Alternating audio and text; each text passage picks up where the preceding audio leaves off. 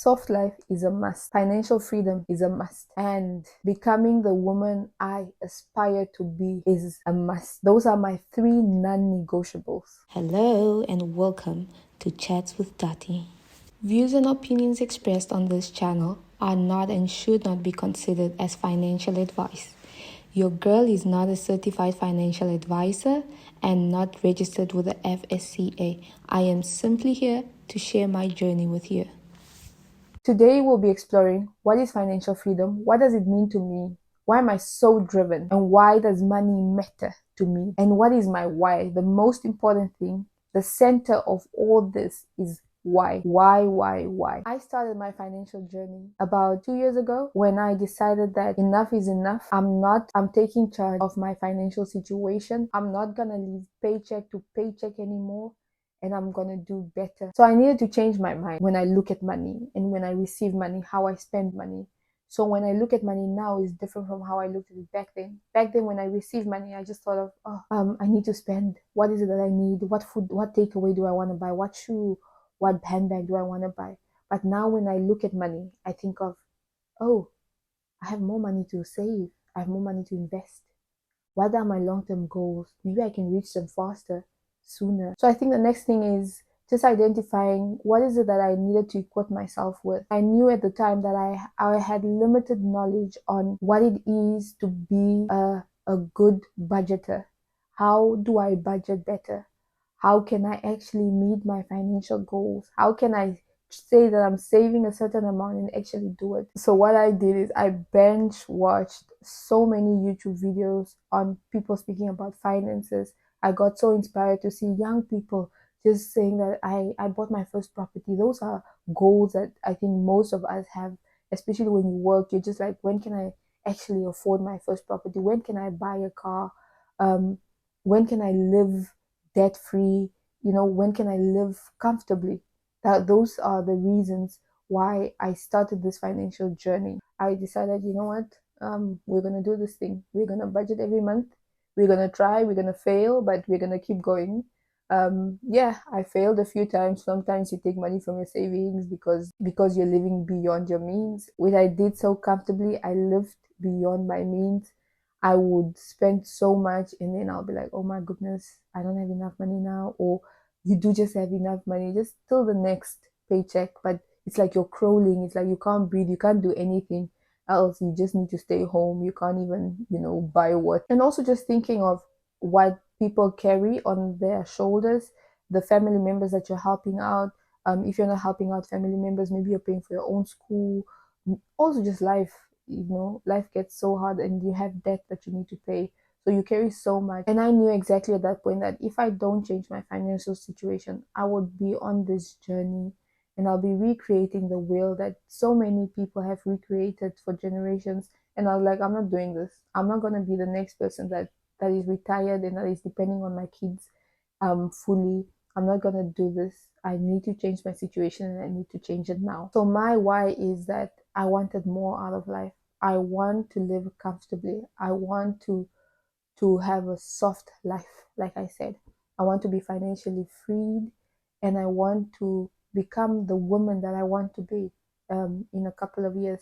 So I've set goals for myself and I said, okay, by the age of 30, I need to have this. And by the age of 32, I need to do this, and 35 and so forth.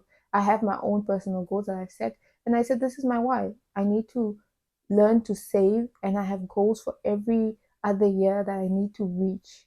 And I have my reward system. So I work on a reward system. I give myself something if I get it. So let's say, for instance, if I reach my financial goal by 30, I would say that, okay, I can spoil myself to a trip to Mexico. If I reach my goal at 32, I can spoil myself with a Louis Vuitton bag because I've worked so hard and I've now saved and I know that, okay, this is what I'm also working towards. I can reward myself.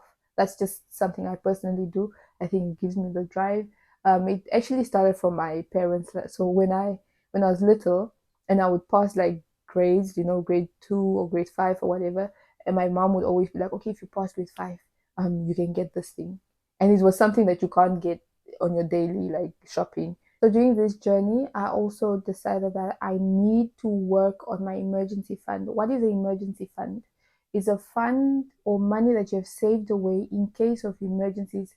I live abroad, so if anything tragic happens back home, I have an emergency fund that I can use that money to probably buy a ticket at same day ticket, or need to send money home, or so forth. That is an emergency fund for me. Or also in times of difficulties, when you lose your job, you're retrenched. So you have in that emergency fund, ideally you would want to save enough money to cover your monthly expenses for 6 months, so that whatever happens and you can't work anymore, you don't have a monthly salary, you can survive for 6 months while you try and sort your life out. I had to work towards seeing which saving vehicles are out there and which ones can I use, which ones do I find beneficial. So I have different ones for short term and long term. And my next one would just be consistency. I needed to challenge myself to be consistent at something. Creating a better life for myself while being financially freed, it requires me to be consistent. So I needed to challenge myself to say, okay, you know what? In order to reach this goal, I actually need to be consistent. So otherwise, I won't reach the goals. So my consistency and my dedication and my determination for this, reaching these different goals, and just being financially free as a whole requires me to be consistent. So it has really helped me evolve and just build some sort of character of the woman that I am today. So I didn't have debt. I didn't really have much debt to say. So I didn't buy anything large or take out any personal loans or credit cards. But I do find people that start financial journeys, it can be also because you really want to get out of the situation that you are in, which is maybe you have a lot of debt. So you probably have like a personal loan you took out, and you have like credit card and retail loans or retail accounts that you really need to pay off just to have that breathing space. So I would say you have to look into different methods in order to pay back those debts in order for you to be able to breathe. So there's this one method that I really love. It's called the snowball effect. So you pay off your small debts, and then it will roll, and then you can pay off your bigger debt. So when you pay off your small debt, let's say for instance you had $1,000 of debt in credit cards, and you finish that, now you have $1,000 more in your account that is not going to debt, so you can pay off your next debt adding that $1,000.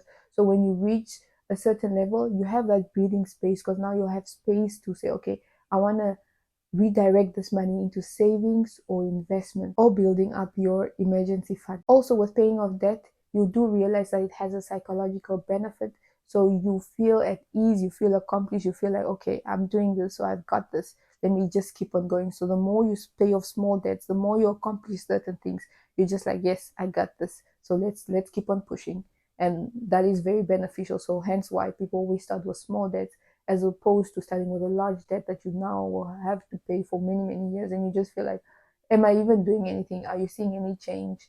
And that's not what you want to do. You want to see change so you can keep pushing yourself and saying, like, okay, we're almost there. Let's just keep going. The second thing would be, I had to realize that whatever I earn will never be enough. Because the more money you have, generally, the more you spend. Because if you have a fat paycheck, you would obviously want to buy a better car, a more comfortable car. You want to live soft, you want to travel and all these things. And now more money goes out of your account, so you spend more. Always, we tend to forget, or we tend to think that, yeah, if I just get a pay rise, if I just, I'll be able to manage my money better. But that's not always the situation, because the more you get paid, the more you now see the need for doing other things, or you now want to do things that you couldn't do with your previous salary. So you can now maybe afford to buy a car, you can now afford to buy a house, so money will go out of your account. So learning how to manage your current salary and learning how to live below your means is the trick to it all. It's just saying that, okay, this is how much I earn, this is how much I'm gonna spend, and this is how much is left in my account.